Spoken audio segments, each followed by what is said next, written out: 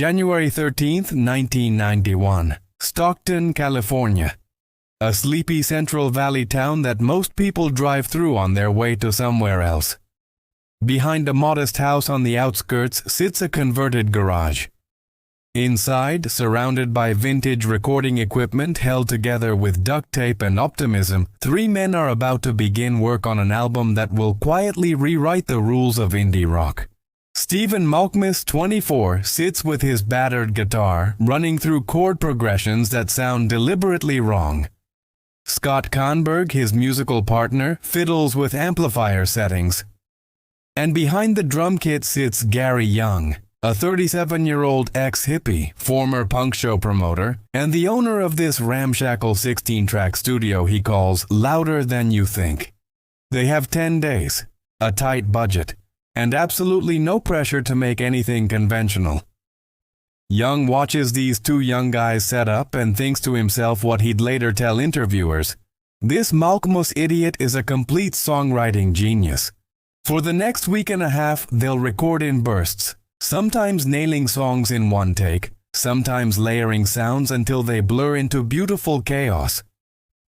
Young's drumming is loose, almost falling apart, but somehow holding the center. Malkmus's vocals drift in and out of tune, intentionally detached. The guitars are detuned, distorted, run through cheap effects pedals. Nothing about this sounds like it should work.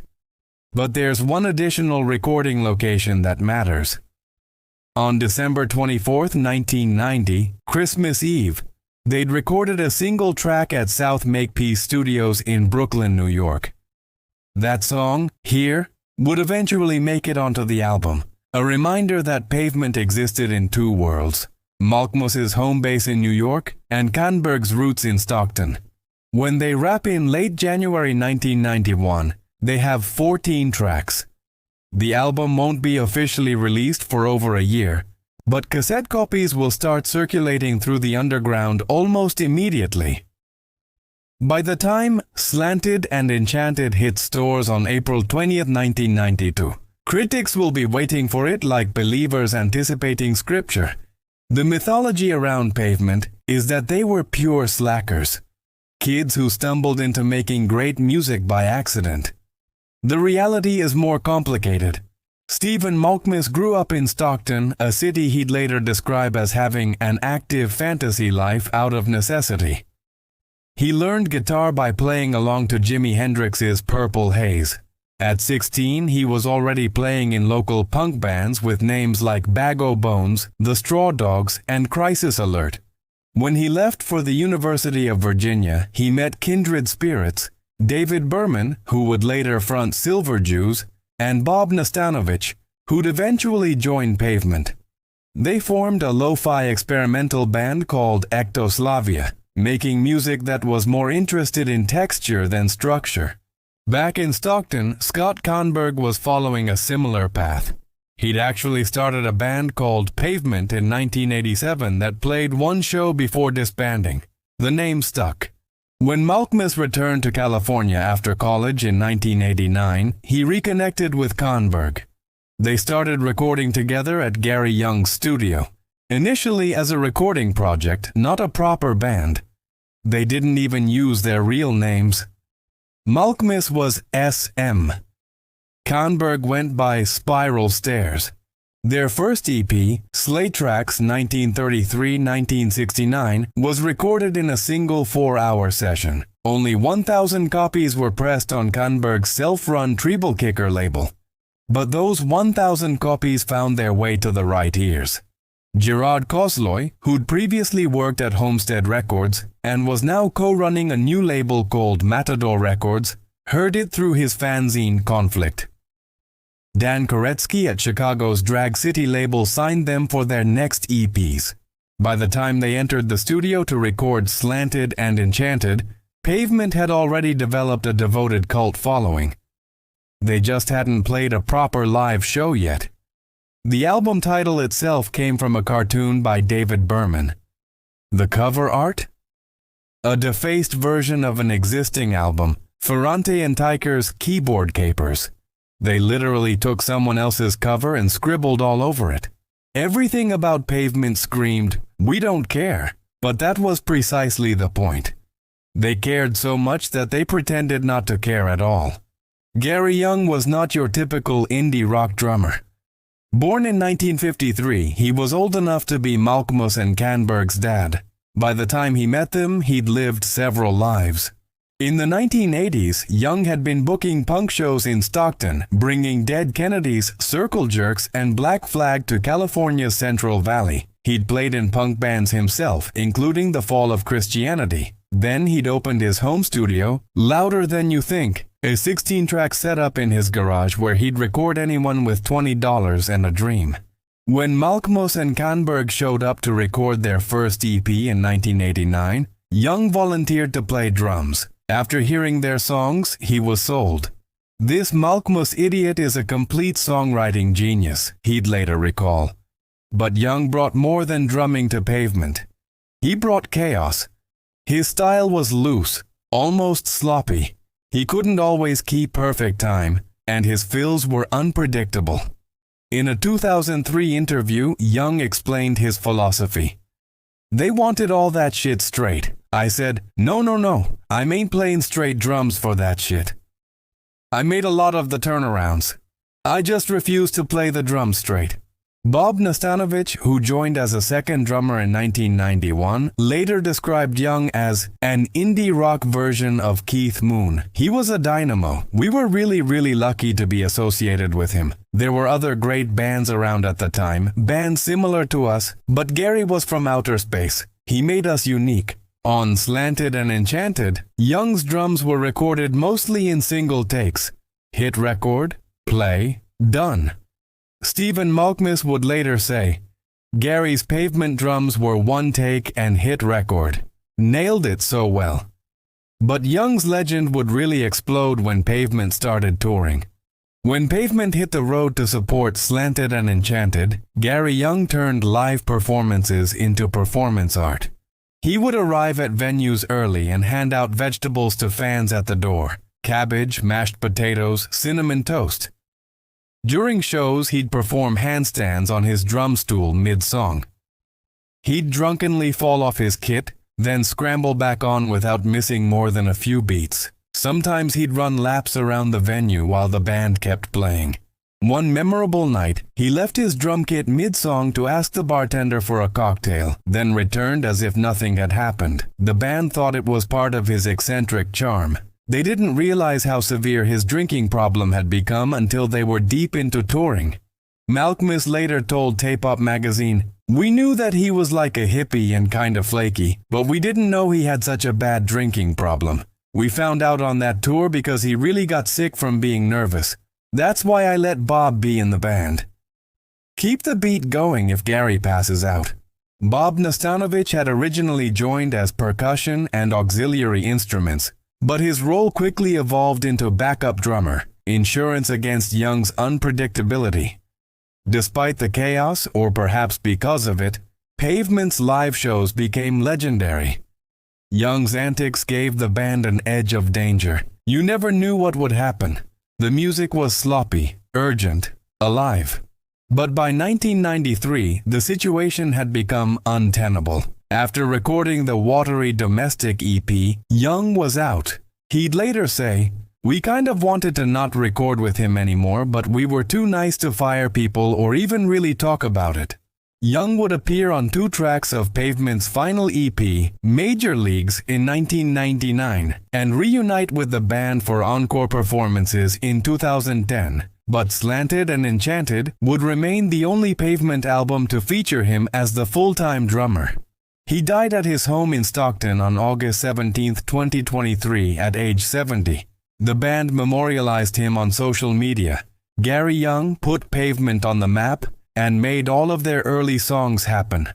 If you listen to Slanted and Enchanted for the first time expecting polish, you'll be disappointed. The album sounds like it's falling apart.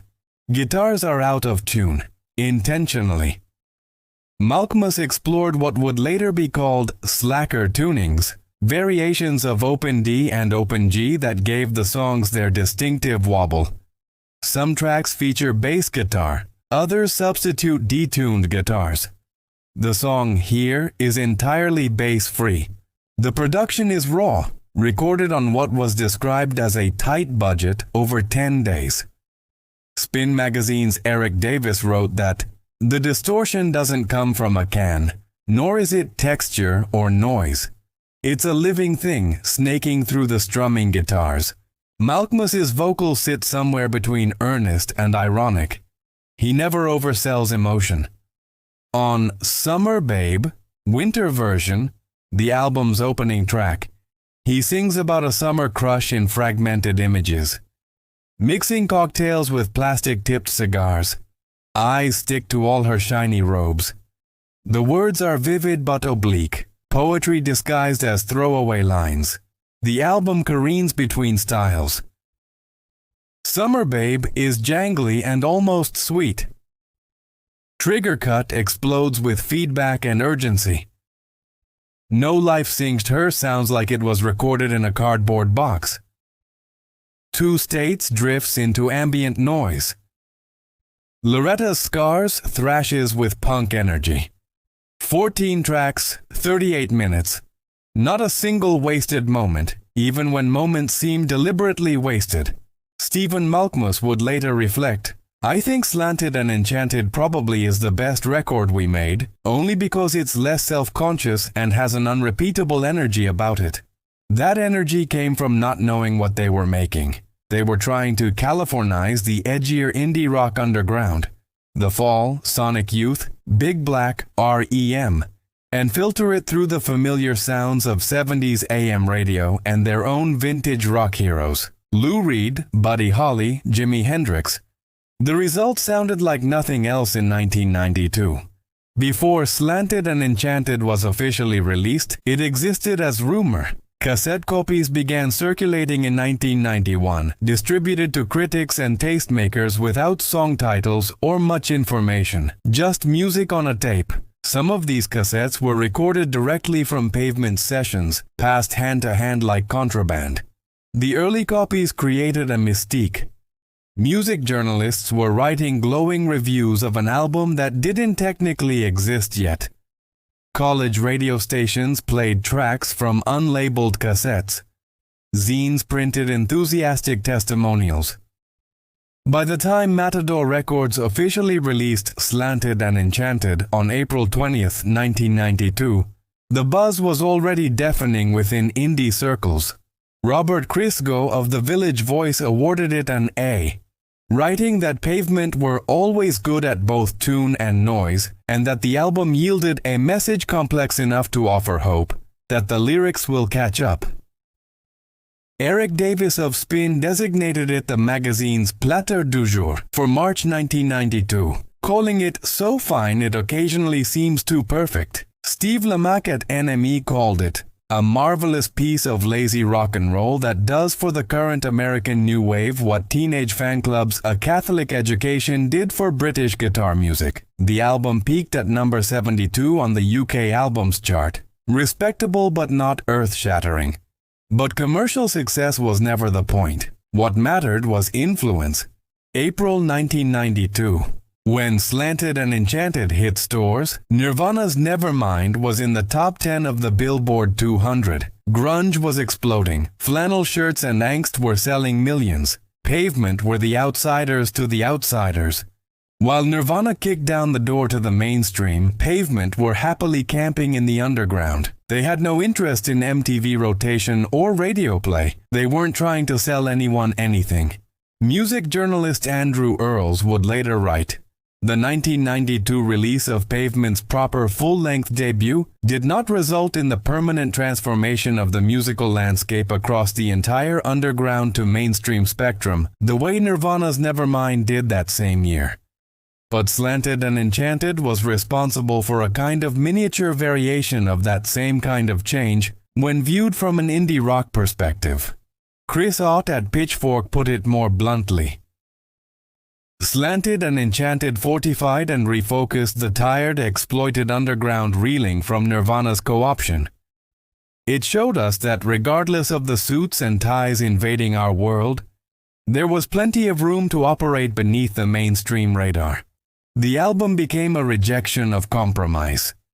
In the post-Nevermind landscape where major labels were hunting for the next Seattle sensation, Pavement proved you could make vital, influential music without caring about any of that. By the end of 1992, Slanted and Enchanted had sold a respectable 100,000 copies. Not platinum, but for an indie album recorded in a garage, it was a phenomenon. Within a few years, every hip indie band seemed to be chasing Pavement's sound. The slacker vocal delivery, the detuned guitars, the ironic but not really lyrics, the DIY aesthetic. Built to Spill took the melodic sensibility and pushed it toward grandeur. Modest Mouse absorbed the angular guitar work and anxious energy. Beck sampled the ironic detachment and lo-fi production. Weezer channeled the vulnerability hidden under layers of distortion. By the late 90s and early 2000s, the Pavement blueprint was everywhere. The Strokes brought the attitude to New York's rock revival. The Shins mainstreamed the jangly melodies. Spoon refined the production while keeping the spirit. Artists who weren't even born when Slanted and Enchanted was released cited it as foundational. Car Seat Headrests' Will Toledo, Courtney Barnett, Mac DeMarco, Beabadoobie, all named Pavement as a primary influence. Beabadoobie even wrote a song called I Wish I Was Stephen Malkmus. But influence came with a cost. As Andrew Earls noted, Slanted and Enchanted is such an excellent album that it begat a sort of curse, generating unrealistic expectations of the band that created the record, while producing many would-be clones of that same band. Pavement themselves moved on quickly. Their 1994 album Crooked Rain was cleaner, more accessible. The single Cut Your Hair became an MTV hit. By 1999's Terror Twilight, they sounded almost polished, but none of those albums carried the raw magic of those 10 days in Gary Young's garage. The critical reevaluation of Slanted and Enchanted has only grown more rapturous with time.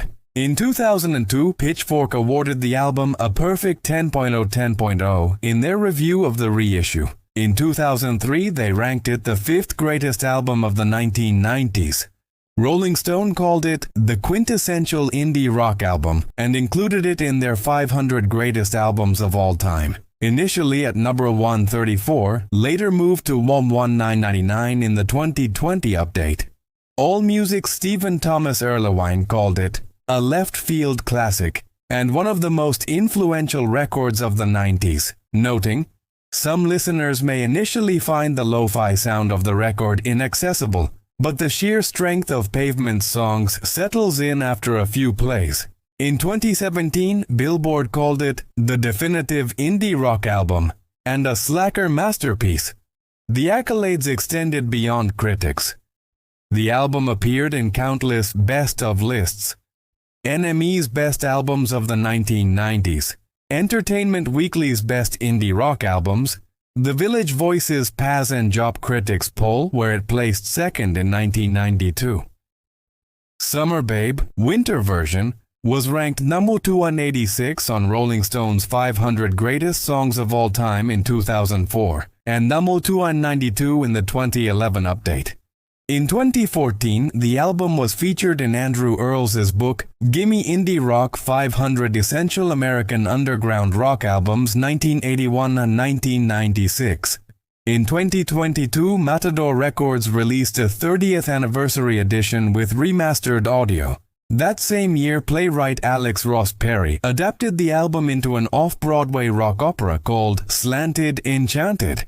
As of 2007, the album had sold 150,000 copies. Modest by mainstream standards, but for an indie album recorded in a garage on a tight budget, those numbers represent something more valuable than sales. They represent influence that can't be quantified. The true legacy of Slanted and Enchanted isn't in chart positions or sales figures. It's in permission. Permission to be imperfect, permission to be weird, permission to record in your garage on cheap equipment and still make something that matters. Before Slanted and Enchanted, lo-fi was often seen as inferior, the sound of bands who couldn't afford better. After Slanted and Enchanted, lo-fi became an aesthetic choice, a statement that raw emotion and honest songwriting mattered more than pristine production. The album proved you didn't need to move to New York or Los Angeles. You didn't need a major label. You didn't need expensive studios or famous producers. You needed good songs and the courage to sound exactly like yourself. Pavement themselves seemed to understand this instinctively. They avoided press at first. They played small shows. They didn't chase hits. And somehow, by not trying to be anything other than themselves, they became one of the most important bands of their generation. The album's cover, a defaced version of another album's art, was the perfect metaphor. Pavement took something that existed before, marked it up with their own vision, and created something entirely new. Stephen Malkmus, now in his 50s, continues to make music. He's released multiple albums with his band The Jicks, scored soundtracks, and remained a vital voice in indie rock. Scott Canberg has pursued various musical projects. Bob Nastanovich continues to work in music. Mark Eibold joined Sonic Youth for a time.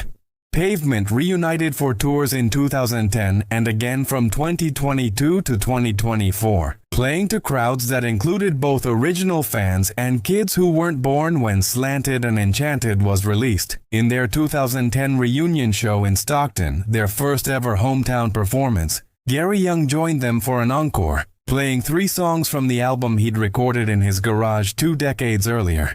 The music still sounds alive, still urgent, still imperfect in all the right ways. In a 2017 essay, The Quietus wrote, "The album's ramshackle production and unpolished immediacy are timeless virtues," arguing that the record's stripped-down aesthetic proved less is more in an increasingly polished music landscape, allowing its chaotic hooks to endure without studio artifice. That's the lesson of Slanted and Enchanted. That perfection is overrated. That authenticity beats polish. That the best art often comes from not trying too hard. 10 days in a garage in Stockton, California. A tight budget. A wild drummer who couldn't keep time. 2 guitarists who deliberately played out of tune. And somewhere in that beautiful mess, they captured lightning. Slanted and Enchanted didn't change rock music the way Nevermind did. It didn't sell millions or dominate MTV. But it changed what indie rock could sound like. It changed what a band could aspire to be. It changed the rules by ignoring them completely. And 30 years later, new bands are still learning the same lesson, that sometimes the best way forward is to embrace the slant, to stay enchanted by imperfection, to record it anyway and see what happens. Because in that garage in Stockton, Pavement proved that the most influential albums aren't always the ones that try to be influential. Sometimes they're just the ones brave enough to be themselves.